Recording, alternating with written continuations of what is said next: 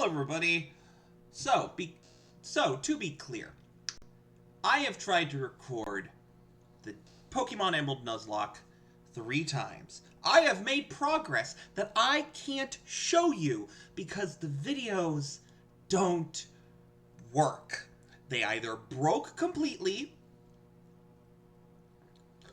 or they frame skip so badly that I cannot in good faith put them up. So here's what I'm going to do. We're going to sit here and me and Dom are going to chat a little bit. Because I want to see if it's a problem that if my computer is having a problem running the Game Boy Advance and the Discord and the Streamlabs all at the same time, and if that's the problem. Because if that's the only problem, then I don't know what to do, but at least I know it's not going to mess up the Digimon game, you know? So me and Dom are going to chat. Dom has been world building a lot today because a new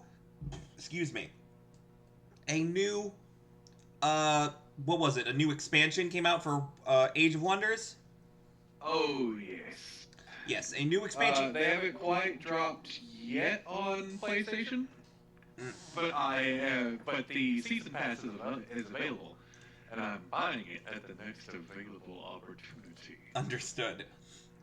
And when Dom picked up Age of Wonders, he started making things and suddenly had the idea to make his own homebrew world specifically for Pathfinder because he prefers Pathfinder to D&D right now because Wizards of the Coast are being morons.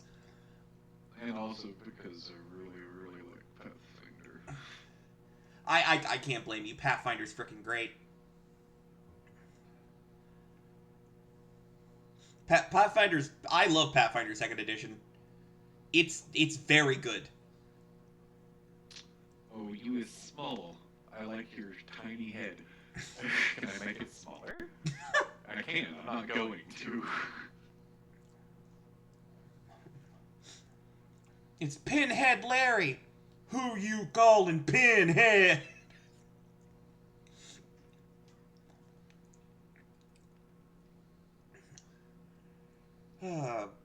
Every now and then, SpongeBob has a good joke.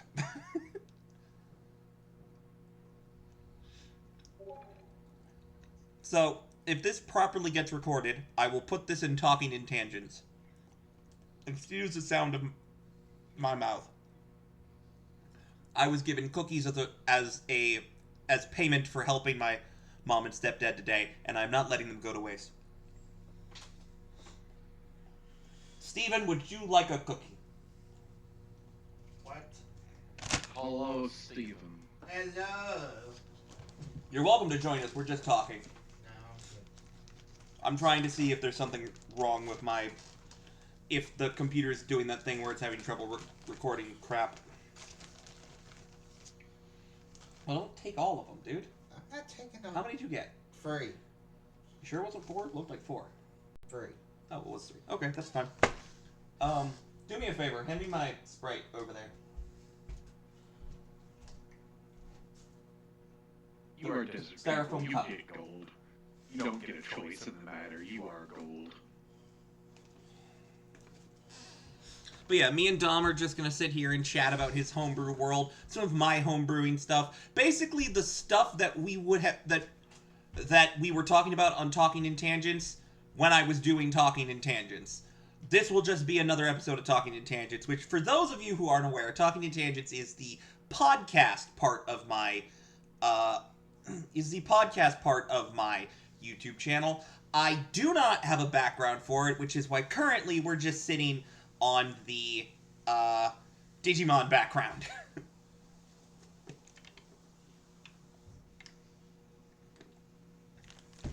Which reminds me, I need to change what level everybody's at, because, like, for whatever reason, Garurumon's still up here. He had to digivolve back down to Gabumon.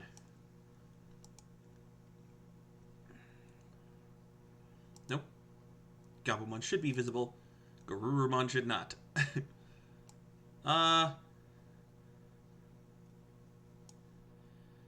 but yeah, no, Dom, I am curious, like, how do you feel about the idea that you might DM one day? I certainly don't mind. Are you intimidated at all? Eh. I will say, the first time I DM'd, I had no freaking clue what I was doing. But my brother seemed to be having fun, so... for, long before I started doing YouTube, the first time I ever DM'd was for my brother, and just my brother. This was back when Storm King's Thunder... Excuse me. Storm King's Thunder was the newest D&D book out, so this was ages ago. I ran him through the starter set, and what I quickly found out was that starter set is definitely not built for a solo player. Even one with with a DM NPC at his side. I had no clue what I was doing. We still had fun. Steven still had lots of fun. He especially had fun when he got his hands on the gauntlets of ogre power. I won't tell you where he found them, but they are available in that particular book. And my god, did Steven love using them to punch people, because they gave him a strength of 19, which was hilarious because he was a ranger.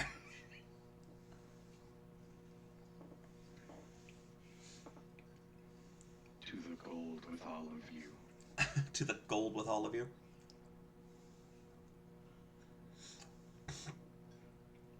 So why don't you tell the people a little bit about your world, Dom?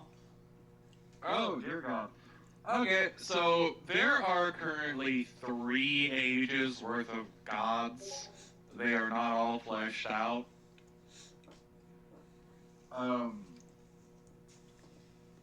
The first age was... I mean... The first age was just kind of a cacophony. Like... So many. Each race had their own pantheon. At some point, the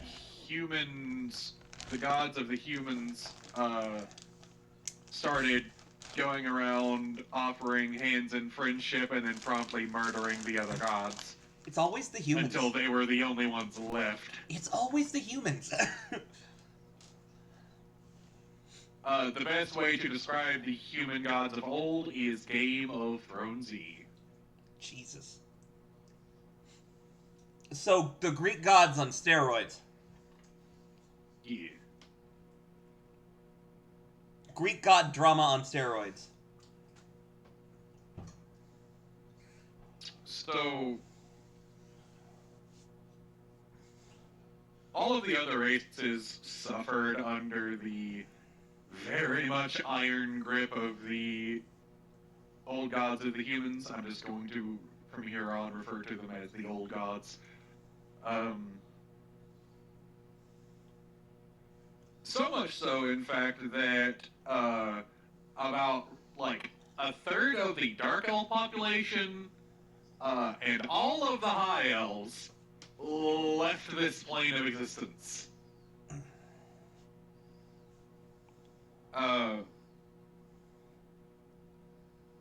That third was led by the then prince of his race, the Dark Elves, anyway. Old One Eye. That's just what I refer to him as. I'm not gonna bother making up an old name for him. It does not matter. He's the only one who remembers it.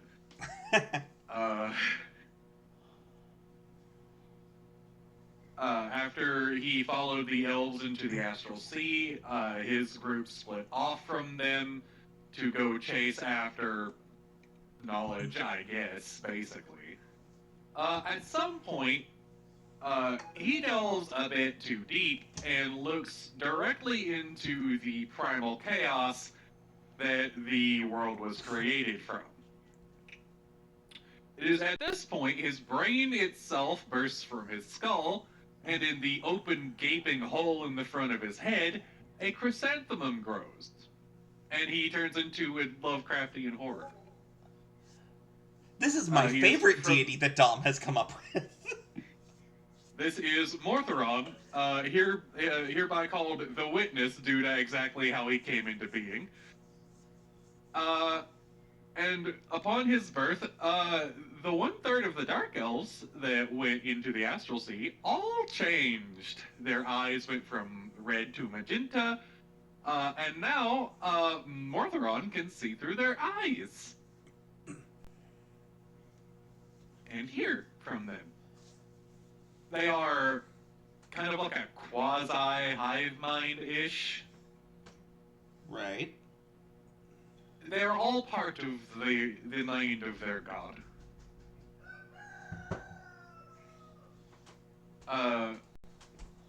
There's also certain things that only they can hear, but I'm not getting into that at the moment. The leader of the High Elves, Thronald Dwingim, about what? I think it was 1,000 years after all that BS went down, came back and began to gather up the greatest heroes from every race, mainly the leaders of their countries at the time, who were kind of just the most powerful among them.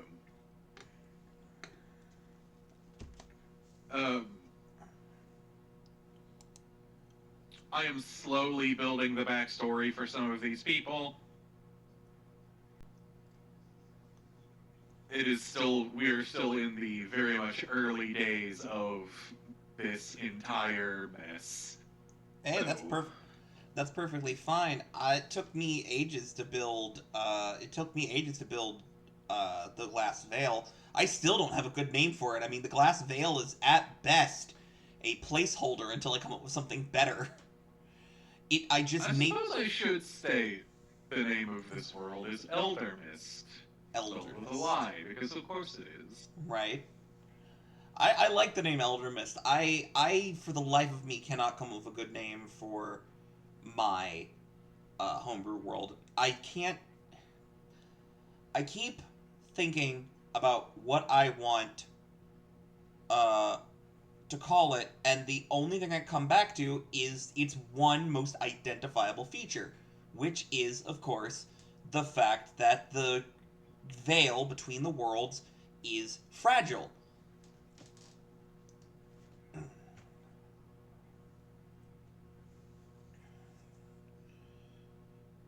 Because things happened in the ancient past. Also, if anyone ever heard what the timeline was for between things that happened in my homebrew world, I think they would get very angry. Actually, I can't remember. Have you guys ever asked what year it was in Hellside? I haven't. Yeah, it's, I believe it's 2515 is the current year of the 5th era, or of the 5th kingdom, in Hellside.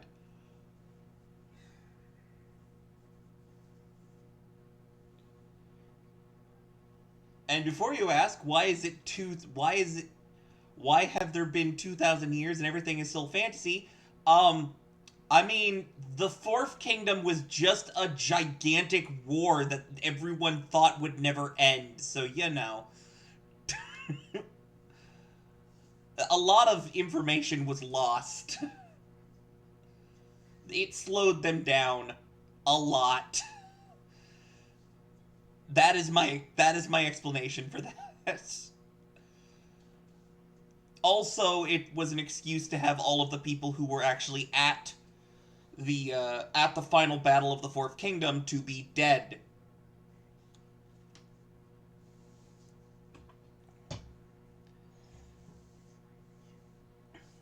Know what I mean? That way, my players can't go, well, let's just go talk to somebody who was there. Like, elves live frickin' forever. Let's go talk to one of them. No, elves don't live forever. They live about 5,000 years. They can live for about 1,000 years, if they're lucky. And then they die.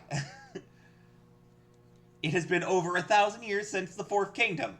They're dead.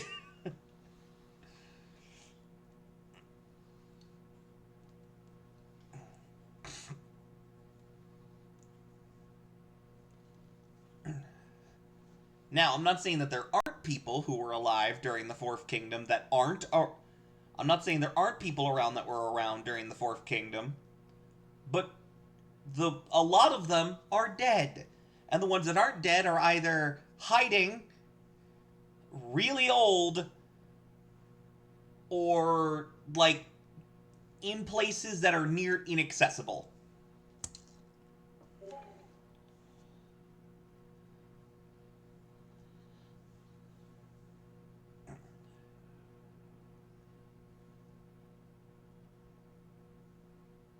Apologies if I'm slightly quiet. I'm trying to figure out what I want to do here.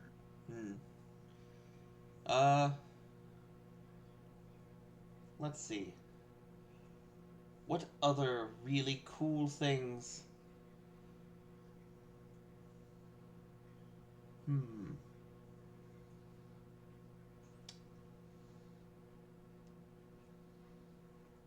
What's some other cool stuff we can talk That's about? the city name. Oh, how many continents are in your world?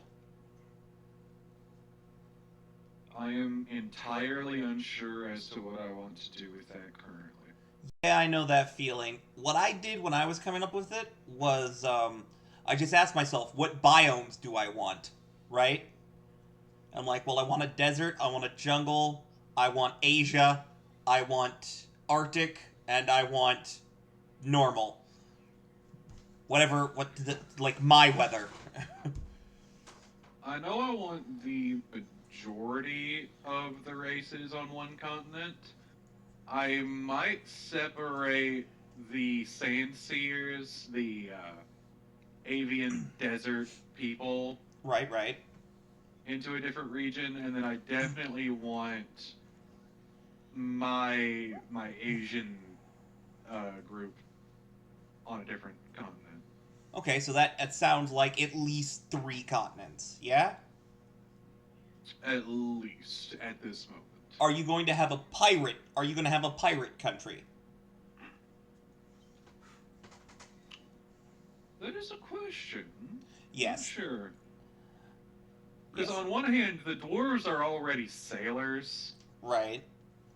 The question is, should there be an opposing faction for that? I mean, to be fair, there's always going to be, not to mention you have an evil deity who exists. So, like, you know. Yeah, but she deals in undead, mostly. That's true. I have a question. And this is for you as much as it is for, like, anybody watching this video. In your opinion, in media, are pirates more interesting when they're evil or completely historically inaccurate? Mixed bag. Huh? Mixed bag. Yeah, it's like, I'm okay with there being evil pirates, but like, for me personally, I find the evil pirates usually not super interesting. Because they're usually, at least a lot of the ones in media, are usually very one-note. Granted, in recent years, we haven't had a lot of one-note pirate villains. Because, like, you have Barbossa, who, definitely not a one-note villain. Very well done in at least the first 3 movies of Pirates of the Caribbean. You have Let's see. What are some good ones? Jeez.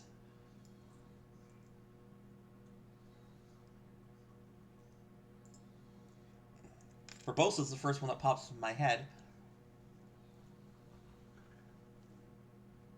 No, it's like I like it when pirates are more amicable, you know? I like the honor among thieves. We're doing this because we want the money. We're not doing this to kill people sort of thing, you know?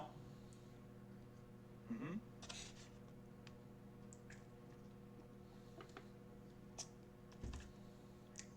I was working on one of my pirate lords backstories a while back. And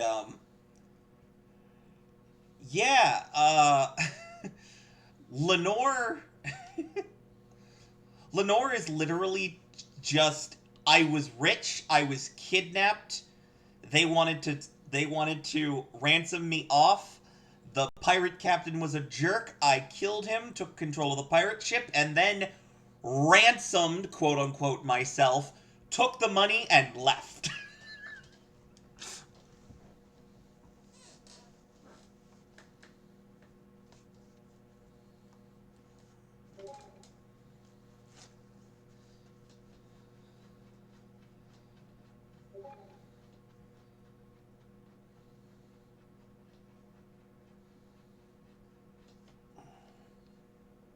Okay, so far I've only gotten 2 notifications of frame skipping on this. Which, if it's only 2, that's not a big deal.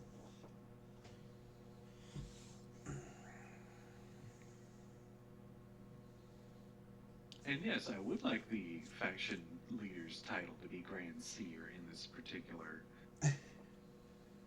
faction.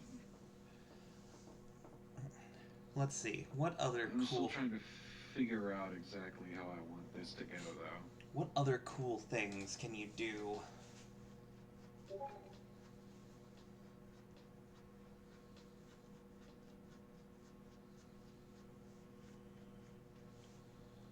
What other really cool things can I pop into your head to spark some ideas? I'm currently making sure this dude's...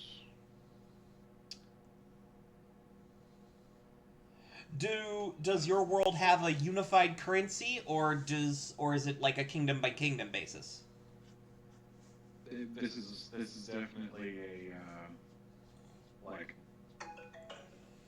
bronze, gold, silver kind of. Oh, I know, but like, does the currency have like a name?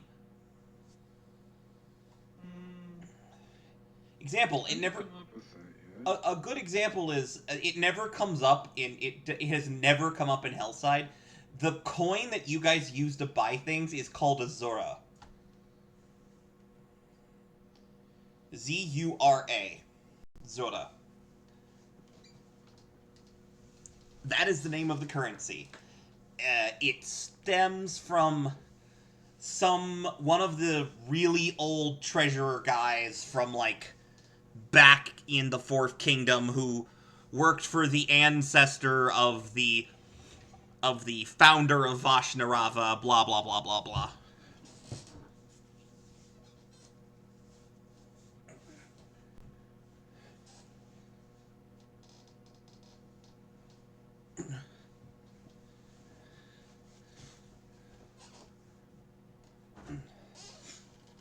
Okay, so that's the last half of that.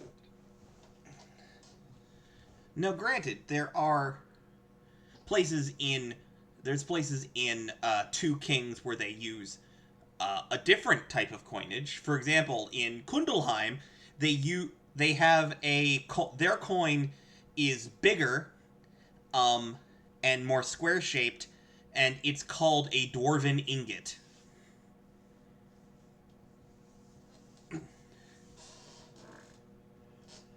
It's mainly used in trades with other dwarven strongholds, but, you know, it exists. I can't remember what I called the other currencies. I'd have to pull up my document, and right now I don't want to mess up my Streamlabs. My Streamlabs was not happy having multiple things open at one time. It also didn't like the slideshow, which I don't know. So I don't know if you've actually watched any of the videos, Dom, but I have a slideshow of all of the characters and their digivolutions, like just under the list of people talking, right? And for whatever reason, it has decided it did not like it having it on screen. It did not like having the moving element on screen.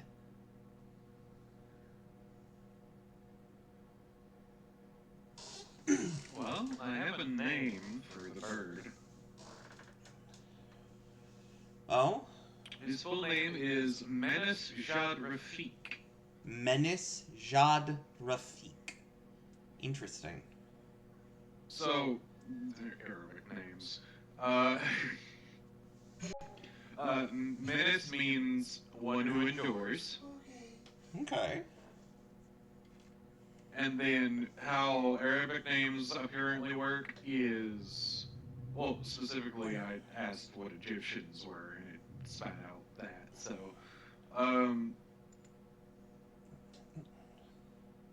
it's followed by your father's name and then your grandfather's name. Okay. Jad means serious. Rafik means like friend or kindness. Okay. Interesting. And this is the god of history. Okay. Very cool. And I think I might just leave it at that, considering his people are these seers. Alright. Very cool. I still think the Witness is probably my favorite one. God of history and desert winds. That makes That's sense. That makes sense. Yeah, no, I still think the Witness is probably my favorite. That is fair. Especially because I managed to tie my character's backstory into it.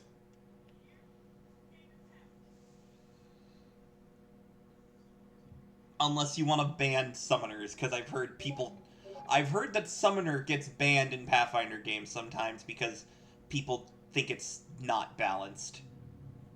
I don't care. Just gives you a reason to throw bigger things at us, right? Mm-hmm.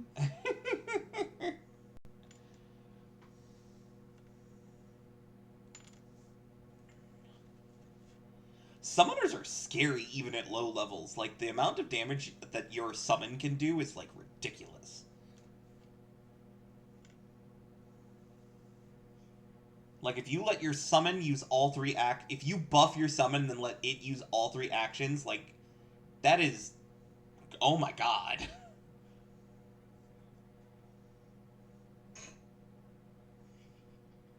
Just not going to point out that there are technically two human gods. When did that happen? Well, Elysia the Kind. Well, to be fair, she was, like, married to the other one, right? Yes. Well, I mean, you can't expect him to ascend and not bring his wife with him.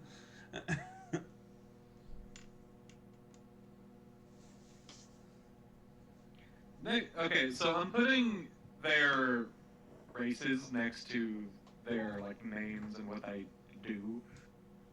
Right. I'm just gonna put Eldritch Horror next to Mortheron.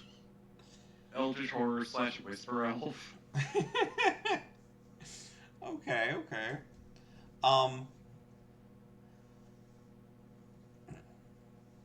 What was Human question mark. What was Elysia's first act of godhood? Oh, so far I'm thinking that they all like ascended in the same battle. Right. Minus Mortheron, who ascended technically a long time ago. Yeah. But that was outside of his control. True. Well, Well, again, Elysia, I'm probably just going to do the kind instead of kind hand. Elysia the Kind, goddess of hope, healing, and love. I like to imagine that she was like the main healer at whatever camp they had during the war. right. And as such, I would like to think that her first like act might have been like completely healing an entire battlefield's worth of their soldiers. Oh God. Like just giant wave of healing that doesn't affect their enemies at all. Jeez.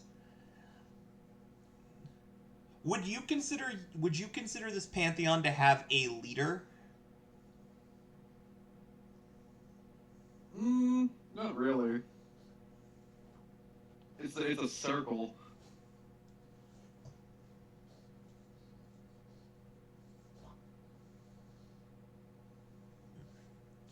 Yeah, It's not meant to be. my pantheon kind of has a leader. Technically, I mean they have a council, but like they kind of consider the sun god the head of the council, you know? Mm. Him and his wife, the moon. I don't have a god of the moon. I do have a goddess of the blood moon, specifically. That's a hunting thing though. Yeah, but the blood moon is, Oh, have you considered the origin of lycanthropes in your world? I was thinking about lycanthropes earlier. Yeah, it's I like was thinking I don't want to mess with them at all. really. Well, yeah, frankly, there's a lot on my plate so far, Mm-hmm. and my gods aren't really the kind to, like, curse people.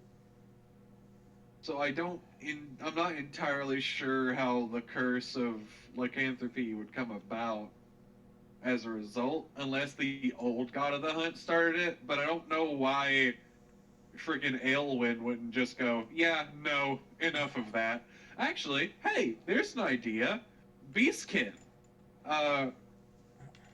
Because I know Beastkin are going to be part of the world. Oh yeah, absolutely. Because Beastkin are a blessing from Aelwyn. Right. So maybe that's where the Lycans went. Okay. I was actually thinking, you said like the ascended circle and the old gods went to war basically, yeah? Oh, yeah. Oh, then it's simple. The old gods created lycanthropes as a weapon of war. True. And the reason they haven't been able to fix it is possibly because of how complicated the curse is. I mean, if it's something that can change your body enough that it affects your next generation if you have children, I mean, it's got to be like kind of complicated, and just ripping it out, it might be, dangerous, possibly even deadly. Okay, so here's where this is going in my brain. Right. It's been 400 years since the end of the war with the old gods. Mm-hmm. The Curse of Lycanthropy has been through a couple generations at this point. Right. At some point, the blood got weak enough that Elwyn started being able to twist the curse into a blessing. Yeah, that makes sense. And that's where Beastkin came from. Okay. Though, I will say, sometimes in people that do specifically worship Elwyn, Beastkin might just pop up every now and again. Okay. But yeah, no, the oh, here's another thing. Do any of your gods do the thing where they try to have kids with humans? Cuz Nephilim is a race in Pathfinder. Mm, I imagine Elwyn wouldn't care. She's kind of a wild spirit, so if she had a kid, I'm sure she'd just let it happen. Right. Drurik, I don't know, that kind of depends. Drurik might have an error or two somewhere. Yeah, it's like how op- some of them are married, so it's like how open are these I- relationships? I highly doubt Ethel gives a flying anything, really. I can't imagine the witness has any kids. The witness has kids, it's just not kids from after the incident. Jeez. His other kids are still around. Oh God.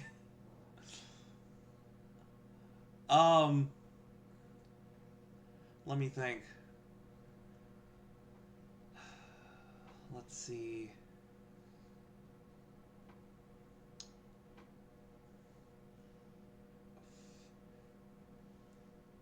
Vampirism. I have not thought too much of vampirism at the moment. That's fair. They are technically undead, and that would fall under the Bitch Queen's purview. It's been 30 minutes. You're welcome to swear. I said bitch. I know. I'm just letting you know it's okay that you said bitch. Didn't that change to 10? I have no clue. Whatever. At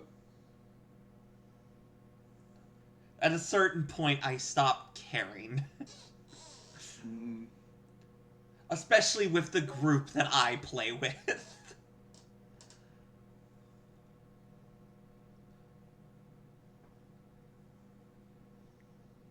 I'm not sure about them currently, vampires, I mean. But once again, they are dead. That is technically under the Bitch Queen's purview. For those who are curious, the Bitch Queen is the wife of the head god from the old gods. She was killed like the rest of them. She came back out of spite. Mind you, I do have it in my mind that she was the old goddess of vengeance before she became the current goddess of undeath and spite. And lies. Don't forget lies. And lies, yes.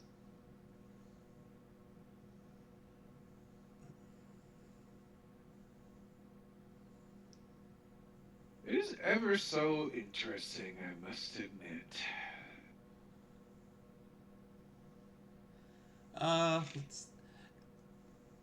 I have a thought for vampires, if you're up for hearing it. Speak. High-ranking worshippers of the Bitch Queen get it as a gift. High-ranking members get the gift of blood. Yeah. They gain immortality. And are weapons for her war against the Ascended Circle. Powers of suggestion through her domain of lies. That's an interesting. Just the top brass, though. Yeah, it's like the top. Definitely just the top. Yeah, it's like her her most loyal and like highest ranking members of her cult. Cults, plural. Do you think that she has a lie going on in her cults that the other old gods are still alive? Do you think one of the lies she tells to get people to follow her is that the other old gods are still alive? Consider that what happened to them was very public. Yeah, but so was her death and she came back. Yeah, but I assume that might have been visible. I only bring it up because it's an interesting angle for her to work, I suppose. I would also like to say that she was originally known as the Lich Queen. But then the dwarven god of craft said something mid-meeting, like 200 years after the war, and then the giant just went, okay, well, that's her name now.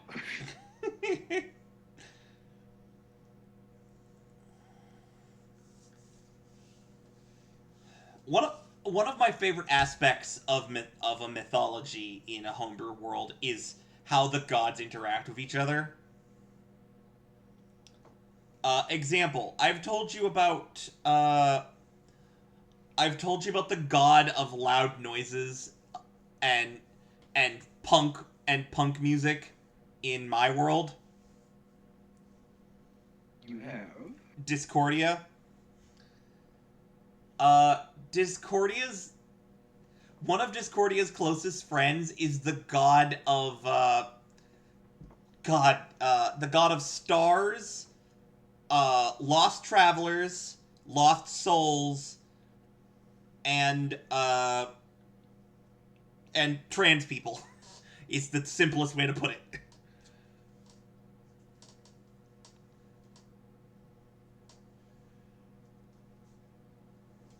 They are best friends.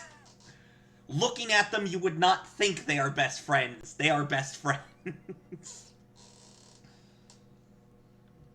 Part of it is because they are the youngest of gods. Because, Polaris, the deity of stars, has only been an official deity for 4,000 years, which makes her very young in terms of gods.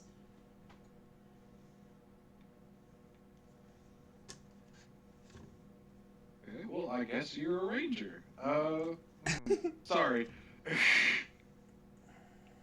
Trying to give people... Did I hear? there's the pistol and sword I was looking for. Did I hear Sorry, Ranger? I'm building insect people. Did I hear Ranger? Go, go, Power Ranger! This might be my pirate nation.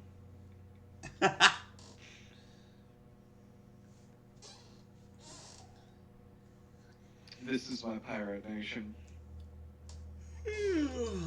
Might be to is real quick. What's a good piratey name? There are also insect people. Oh god. They also might just be the Reaver Enclave. You want to know what's funny? I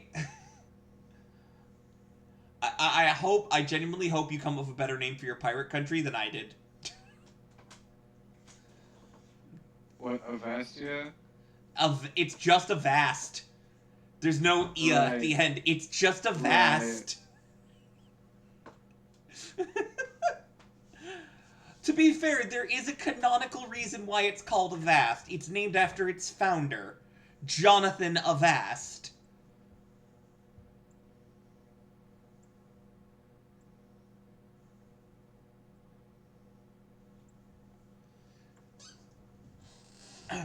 Jonathan Avast, who was left for dead by his first mate, then got a whole bunch of people together, stole his first mate's biggest haul ever, put it on a boat, left it out in the middle of the Avastian Strait,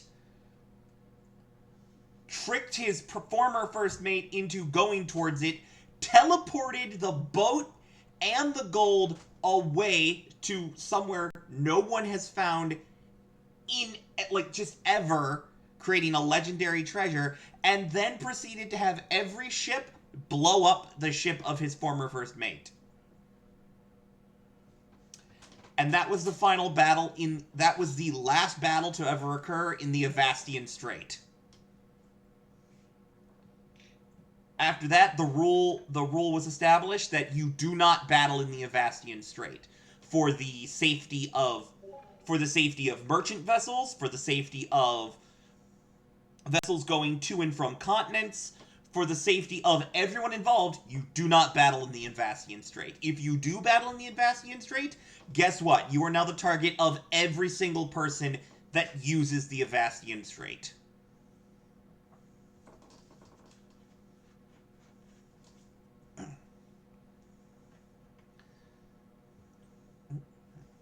It's also where pirates run to if they're trying to get away from people trying to catch them.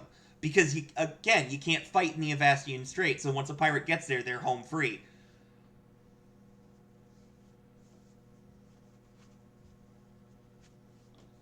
That would go amazingly when every single one of these dudes has kings.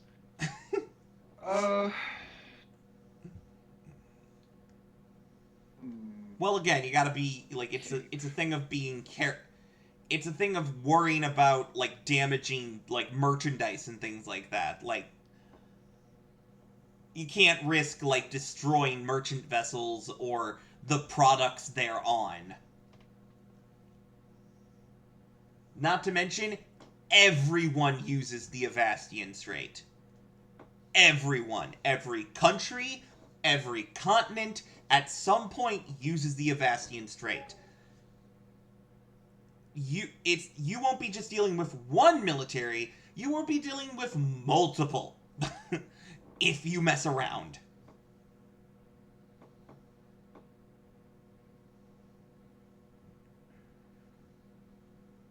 Well, this is, I hope I never have to play against somebody while using this. Why is that? Well, I don't generally like playing evil factions. Me neither. And I really can't call these guys anything but. Ah, I see. See, that's why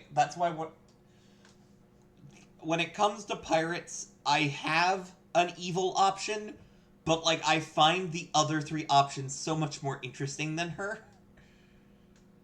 Don't get me wrong, like my evil pirate queen is like she's interesting, but like only to a certain point, and then everyone else is more interesting than her. My evil pirate queen is Rowena Blackstar. She is a elf who was captured, tortured, and she thought her people would come and get her, and they never did. And so eventually, she broke mentally, killed everyone on the ship she was on, and when someone eventually found the ship, they found her still there, alive, living off the rations that were left behind from all the people she murdered.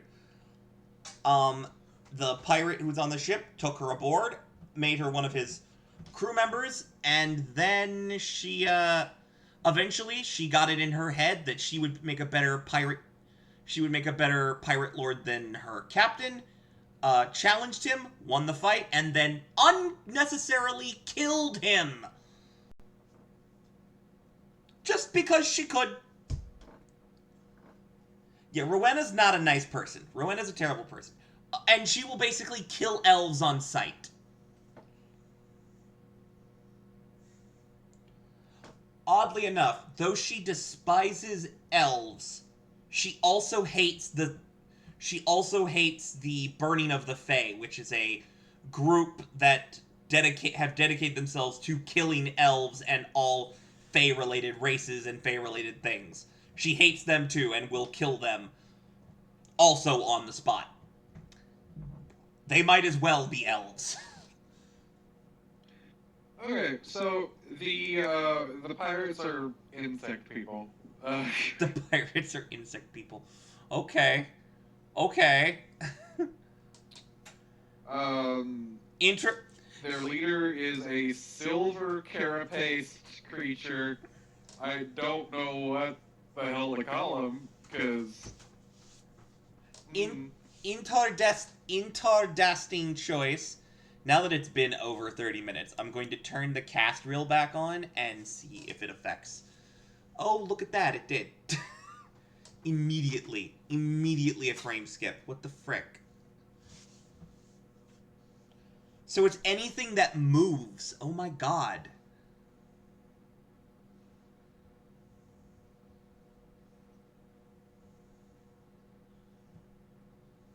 Well, it seems to have stabilized now. I'm going to watch it for a little bit.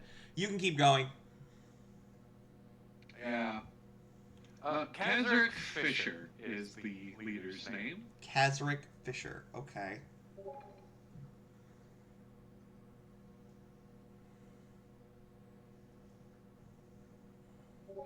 Now, Okay. the question is what to call these people. I'm just going to call them the Reaver Enclave.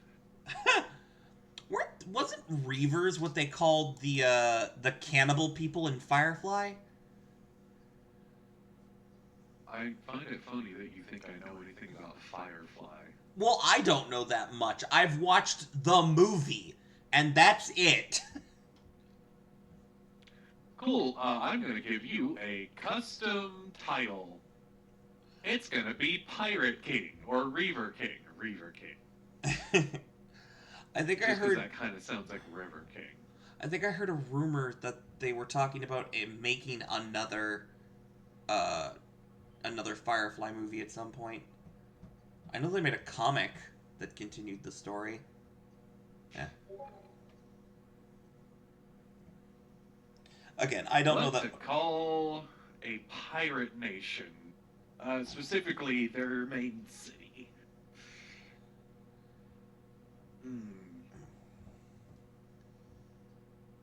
I mean, do you want to go? How basic you want to go? Something edgy. Well, the first two names that popped in my head are Tortuga No. and Oceania. Nope. Negative karma, my man.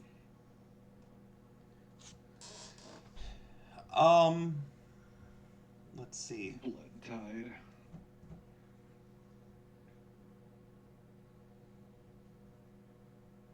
Let's see. I kind of like Blood Tide. Blood Tide's pretty good.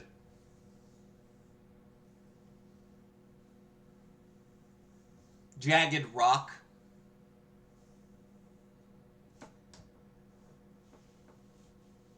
Don't know why that popped in my head, but that popped into my head. Okay, well, that faction is made. Kazaric Fisher of the Reaver Enclave. Oh, no. Okay. I need to be hopping off soon, if I'm being honest. Alright, that's fine, dude. I would actually like to play this game a little bit today. Alright. Well, thanks for being on here with me. Sorry we couldn't do any Pokemon related stuff. I am going to try and figure out what the heck is going on with my stuff, because yeah, anytime something moves, my computer decides, oh, nope, too much. But that won't be for you guys to worry about. That'll be for me to worry about. So, thank you guys so much for watching. If you liked it, please like and subscribe. And ring that bell so you always know when I post new videos. I will eventually get the next part of Pokemon Emerald out. I promise. I really do. But until then, I bid you all good.